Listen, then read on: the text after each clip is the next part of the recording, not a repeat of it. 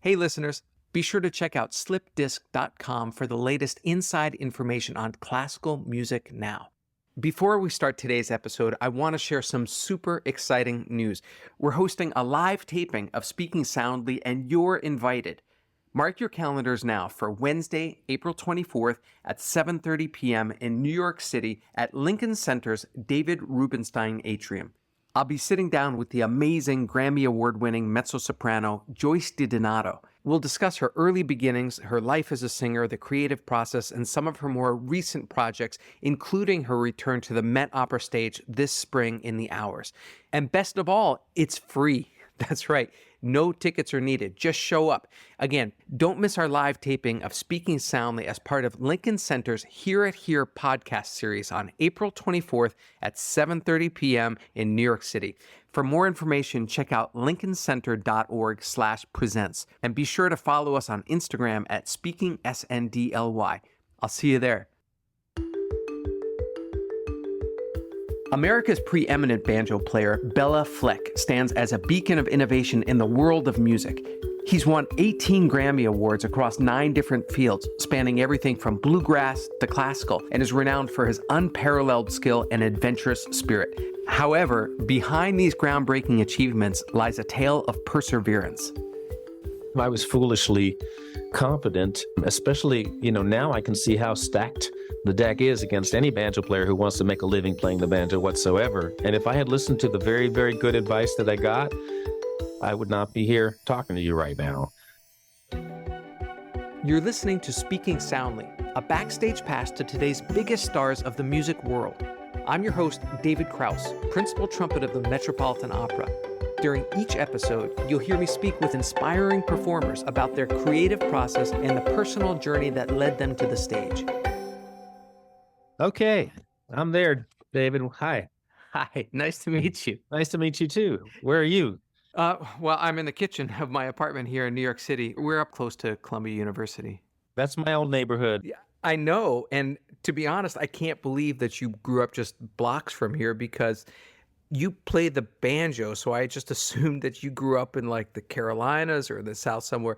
How does a kid who's born and raised on the Upper West Side of Manhattan get obsessed with bluegrass music, so much so that you'd become the preeminent banjo player in all of the world? How does that even happen? You tell me.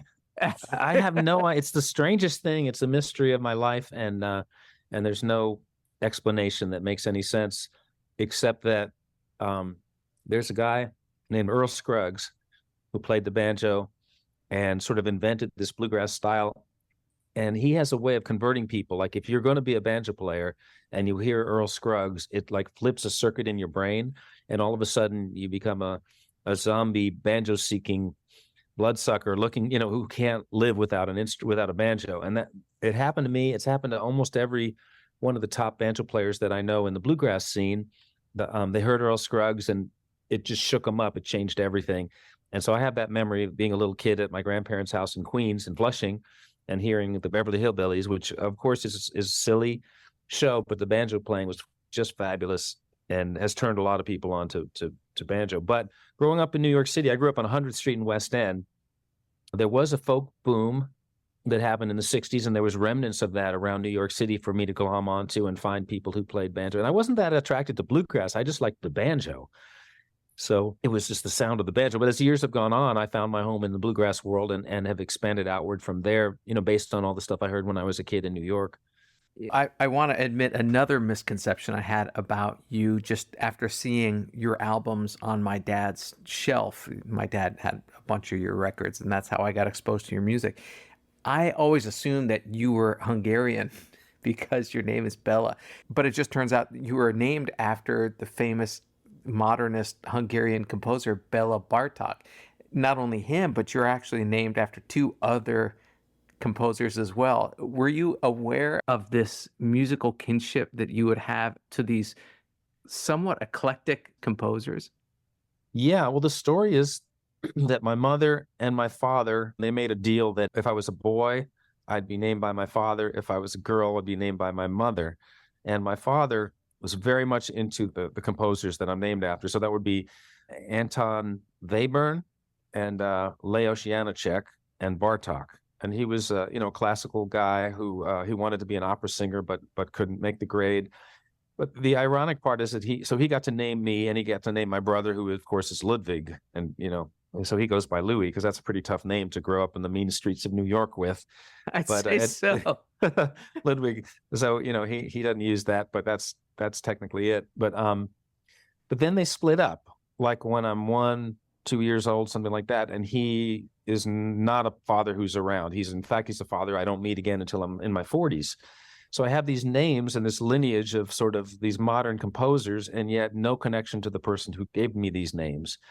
Then along comes my stepfather, Joe Palladino, who ironically was also a cellist, who was in the 7th Army Symphony and always made cello playing and chamber music a big part of his life. So when he got together with my mom, there would be chamber music in our house on Sundays. He would have 4 or 5 people over, and they'd read down whatever it was, But his tastes were not in the modern. I don't remember them playing any Bartok, Webern, or Janacek. It was all, nice Mozart, Right. nice stuff. Right. He wasn't going for the mange, the edges. So I always liked it, when they played, but I couldn't really read, and I still really can't read typical notation, but I could look at the paper and watch the notes go up and down and follow them when they were, on the couch while they were playing string quartet music, and often I'd fall asleep. It didn't have the rhythmic intensity that was, I later found out, was my motor, but I was exposed to it. So you fall in love with the banjo at 5 or 6, but you don't play one until you're in high school. Like, you didn't get an instrument until then. Why the delay? I didn't think I could ever play it, so I never told anybody, and I never tried to get one because it sounded impossible. It didn't sound like something a mortal could do. So in the time between my awakening to the glories of the banjo, I asked my mother for guitar lessons. I learned how to play Kumbaya. I got a Beatles book.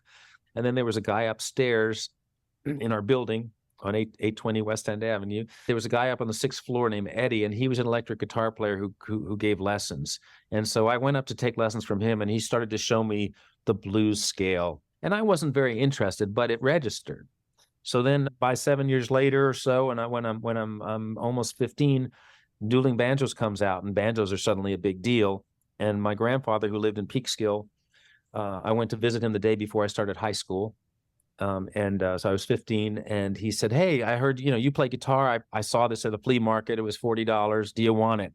Cheap banjo." And I flipped. I was like, I never would have bought one for myself. And he put it in my hands. When we took the train home, the Hudson line down from Peekskill back to the city for school the next day, a guy was on the train. I mean, he would have looked like a Brooklyn beatnik kind of guy, hippie kind of guy, and he came over and said, "Hey, is that a 5-string?" I said, "Yeah." And he said, "Do you know how to play it?" I said, "No." And he said, "Want me to tune it up for you?" I said, "Yeah." And so on the way back on the train, literally the day I got the instrument, there's a guy tuning it up for me and showing me the basic way it works. And then when I got back to the city, I got the Pete Seeger book, and I started taking lessons, and I just started rocketing through, banjo. And I switched from a deep type B character who was interested in the guitar and played around with a little bit to a type A character that couldn't put the instrument down at all. But I have to say, those blues guitar scales that Eddie was teaching me, when I went to the banjo, I tried to do those too, which actually people weren't doing on the banjo. So it started to open up my mind to a different way to look at the fingerboard right from the beginning. When you finally got home after that train ride and it's tuned up, did those first notes feel like it was a completely natural fit, or was it disconcertingly hard? Yeah, it was just so attractive that I just kept banging myself up against it, trying to get it to sound like what I thought it was supposed to sound like, but I couldn't. And that's one of the weird things about the banjo, with the repeated notes and strings that sound like each other. Even when I got banjo music that I could sort of pick out very slowly, like from the Pete Seeger book, nothing didn't sound anything like what I was hearing when I listened to banjo playing. So I was very confused by it. And so finally I got some lessons from a guy named Eric Darling, who was giving lessons. I think it was on 66th Street. And I was just racing through it. And pretty soon he sent me to another guy out in Staten Island named Mark Horowitz. And pretty soon after that, he sent me to another guy. I mean, I just rocketed through these teachers, and soon I was luckily with a guy who was like the modernist of the banjo, who happened to be from Syracuse, a guy named Tony Trishka. And Tony became my hero and teacher. I tried to be his protege for a long time. This quick progression on the instrument sounds prodigious to me because you start working as a professional musician at 19, right after high school. It was very fast. By the time I was done with high school, people would say, there'd be parties and I'd be jamming with Tony Trishka, and people would say I couldn't tell who was who, because I was just so into him and the way he played, and I was a carbon copy of him. But at a certain point, I had a realization that there already was a Tony Trishka and I wasn't him, and I had better start finding my own unique ways around the instrument if I wanted to continue to do it. The other interesting thing that happened is remember that my mother and my stepfather are teachers in the school system. When I was a senior in high school, I had my little brother, a bit unexpected. And because they were so focused on this new baby, I managed to make it through high school without applying to any colleges. Now, imagine that, with teacher parents, that I managed to get away with that. And it wasn't until it was too late and they realized, and they were very upset that I hadn't done anything about college. And so suddenly I was free. I got out of high school. I was like a free man. And Tony had an offer to join a band in Boston, and he wasn't going to do it. So I went up there and auditioned and took that job. And boom, I was in a professional band right out of high school. So obviously that's the dream for an aspiring musician, to bypass college and just go straight to performing and doing exactly what you want to do. But was there any fear or reluctance at all that maybe you wouldn't make it? I don't remember any fear. I was foolishly confident, especially, now I can see how stacked the deck is against any banjo player who wants to make a living playing the banjo whatsoever. And if I had listened to the very, very good advice that I got, I would not be here talking to you right now. I wasn't going to be turned because my mother would say, "Oh, come on, just something to fall back on. We'll help you go to school." Then as time went on, those kind of murmurings stopped, and it became clear that I was going to be okay, and I was playing with good bands, and we were making decent money, and they didn't have to worry about that. After you were in Boston as a working musician, you decided to move to Kentucky to immerse yourself in bluegrass music and the tradition there. I'm curious if you felt more like an outsider as a New Yorker in Kentucky or as a banjo player in New York, because both are uncommon, right? Yeah. Yeah, Boston was actually very natural. I didn't feel the same kind of anti-banjo kind of vibe that I sometimes felt in New York City as a kid walking around with the banjo. So the band broke up that I was in at a certain point, and I played on the street in Harvard Square for a season, which I loved. Just playing for people walking by for spare change. It was great. It was really fun. And then I moved south because I felt like I wasn't really good at bluegrass. I wanted to be good at everything. I was egotistical enough to think I could be good at everything. So I moved to Kentucky, where one of the great traditional players, a guy named J.D. Crowe, kind of held court, and he had bands, and I just watched him play every night, and I started to develop a real love for the way the Southern guys felt things rhythmically and the tone they were getting out of their banjos, which was a whole different thing. There's a lot more focus on that, where up north, the ultimate was what kind of new things could you do that hadn't been done? And down south, they weren't thinking that way. They were thinking, how can I make this thing pocket? How can I make this banjo sing? How can I get the best tone out of this thing? And I thought it was a good marriage. Like, I could never become the traditional player those guys were and never will, but I could incorporate a lot of things about their sense of time, the kind of instruments they were playing, and the kind of feel and tone that they were getting, and bring that to a more modern approach of banjo playing. So I kind of incorporating all these things, and it was a good period for that. Then I got a call from Sam Bush, who was an iconoclastic kind of modern hippie musician that was making new bluegrass called Newgrass. Newgrass Revival was the band, and it was the preeminent band in that world. And I got a chance to join that band and be in it for eight and a half years and kind of ride the peak of the scene. So that was fabulous. Your curiosity for music really propels you to master whatever genre you're taking on and be at home within it. Is there any music out there that's proved to be too difficult for you? I would say I'm a professional banjo player in that I can make it sound professional in various idioms. It doesn't mean I'm a master of that idiom. It means I got good enough to do what I had in front of me. And I would say my experience with Chick Corea was very much of like, hey, Chick, I'm not really a jazz musician, right? And he's like, you don't worry about it. You be yourself and I'll make it work out. And he was enough of a jazz musician to listen to me and know how to make it sound like legit. But I couldn't have followed him into half the things he did. Right. I couldn't have cut it. I wouldn't have had the wherewithal to pull it off. But we could find a meeting ground. But I wasn't supposed to be him. I was supposed to be me. So that's what finally I became more comfortable with, that I'm not going to be this. I'm not going to be Josh Bell. I'm not going to be Edgar in classical music. I'm not going to be Chick Corea in jazz. But because I have this instrument and these abilities and this interest in this other music, that makes me an interesting puzzle piece to interact with for these guys. And I have to bring something to it.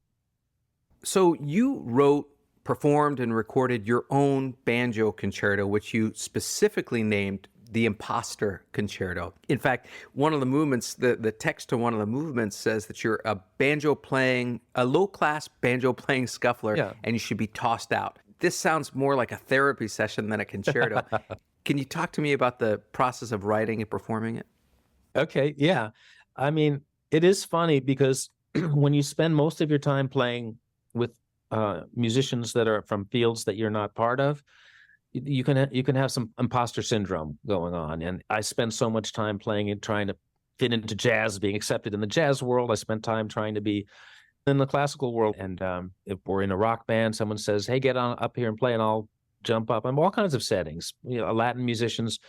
And I have to figure out how to make the banjo work in that setting. There's a lot of uncertainty, but I have to be bold and act like I know what I'm doing and figure out a solution that seems to work in all these different settings. So it dawned on me at one point that the only place I can think of where I know exactly what to do is bluegrass. That's the place where I know what every banjo player from Earl Scruggs on up has done. So I'm totally at home and I don't feel like an imposter. But everywhere else, there's a slight feeling of like, you guys know I'm not from Africa. I'm in Africa playing with these guys. I'm not actually from Mali. Yeah, we know. Well, that was the joke. But at any rate, when I did the Imposter, I actually had already written one concerto, maybe even two with Edgar, but there still was no banjo concerto and especially one written by the person who played it, who was going to play it, which I thought was an important thing to do. And luckily, Nashville Symphony thought it was too, and they gave the go ahead, and I went ahead and did it. And I think as I was writing it, I was feeling like an imposter. I was trying to write the piece, but as I went along, I got more confident. And so I think the writing kind of shows that. It takes a while for the flow to start to happen in terms of composing. It also reminds me of a Gahan Wilson cartoon where the conductor is in hell and he walks into the room and there's all these banjo players in there, and that's what hell is for him. So it was just all in my head, but I kind of felt like there was a storyline there where I'm trying to pretend that I'm a classical musician, but I'm not. And as the piece goes on, I start to become more comfortable being myself. And in the end, I let bluegrass out of the bag, and they're all after me, trying to kick me out of the orchestra. Like there's a costume party that I'm snuck into, and nobody knows that I'm there because I'm wearing a costume. And then, but near the end, they figure out that I'm not supposed to be there, and then there's a big chase. But that seems to be a through line with your career, kind of like a screw it, I'm doing this attitude, and it works out where so many people would never have dreamed to do it or had the fortitude to master it. Well, thank you. I think it's really comes a lot from my grandfather, Morris Rosen. I'm not exactly sure where he came from, but Jewish, and my grandmother, her family from Ukraine. They got to New York before the Second World War, but there was that very much of that like DIY, figure stuff out for yourself, tenacity, but also like creative solutions to things rather than like learning how to do something from someone who knows. Just figure it out. And I almost feel like when I look at Gershwin and I'm thinking about him, I see that in him. Like, no, I'm not a classical composer, but hey, here's my piano concerto. I'm going to do it, and I'm not going to pussyfoot around. I'm not going to hem and haw. This is it. I'm doing it. So I think there's something of that in me too, of just sort of figure it out for yourself, do it for yourself. My grandfather could solve any problem, but he wouldn't do it in a conventional way. And here's an example. He had a house in Peekskill, and I remember being there, and he would always be working on it. He'd always be in the crawl space or always messing with the plumbing or whatever. And I came back there after he had passed just to see the house, and there was a guy there who was trying to sell it, and he let me look around. And I said, well, what's the story here? He said, well, we can't sell this house because the plumbing is not up to codes. It works perfectly, but no plumber has been able to figure out why or how. He probably figured it out some kind of crazy way that made sense to him, and it worked. But it was not conventional, and he didn't have any training as a plumber. Your career has been a tapestry of amazing collaborations with great artists, whether it's your own band, the Flecktones, playing with an Indian tabla virtuoso like Zakir Hussain, or with the legendary pianist Chick Corea. You seem to have this innate ability to play well with others. Was this learned, or do you think it's just a part of your personality? I don't know. I'm not eager for the spotlight, to tell you the truth. And I think in bluegrass, let's talk about Sam Bush for a second, who's one of the greatest ensemble players in any musical form that's ever lived. He's a mandolin player, but the way he plays rhythm is something that makes other people play better. Tony Rice, the guitarist, and Sam Bush together were like the rhythm team from God, because everybody who played with them played better than they ever played in their life. And so being around those guys made you want to be able to do that. So I think I took that into the Flecktones. And when I found Victor and Future Man and Howard, our ethos was to try to make something together that felt right. It was really very much about support and groove. And so Victor once said, I mean, the biggest compliment I ever got from anybody was, he said, when you play banjo and different kinds of music, it just sounds right, like it was supposed to be there in the first place. I can't tell you why that is, but when he said that to me, I realized that is what I'm going for. It's not so much that it's complicated or show-offy, it's just that it fits, that it's supposed to be there. And that's my goal in anything that I do. If it starts to feel like it's jammed in there and it doesn't fit, I don't feel very comfortable about it. Well, I think that influence of those players really rubbed off on you, because even to watch you perform, you have this particular stance and this look on your face. I don't know how to describe it other than it's the absence of what every guitarist looks like when they're playing a solo. Like, there's no hubris, there's no grandstanding, you're not wearing the music on your face, you're just focused. When you perform, what specifically are you focused on? Well, you can't micromanage it. Like, it doesn't work, as you know, as a musician. If you micromanage, when that F sharp comes, I got to just really, you got to really be calm. And when you stay calm and you're calm enough, and the music can start to flow through you. I think one clue is that when I have played well, I don't know what happened. And I can verify it by listening to tapes, live tapes. But on a show where I don't, like, the show started and at the end of it, I can't really remember what happened, it was probably a really good night.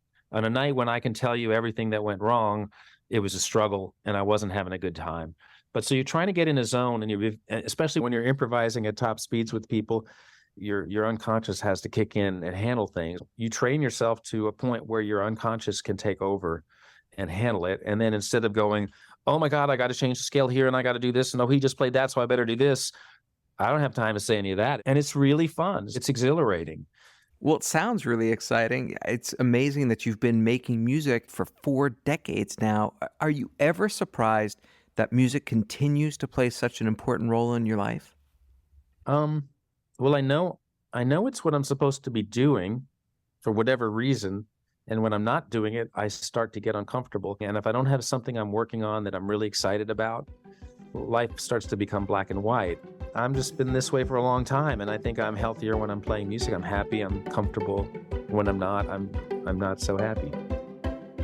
I hope you enjoyed this episode of Speaking Soundly. If you like what you heard, please tell your friends about it. Spread the word.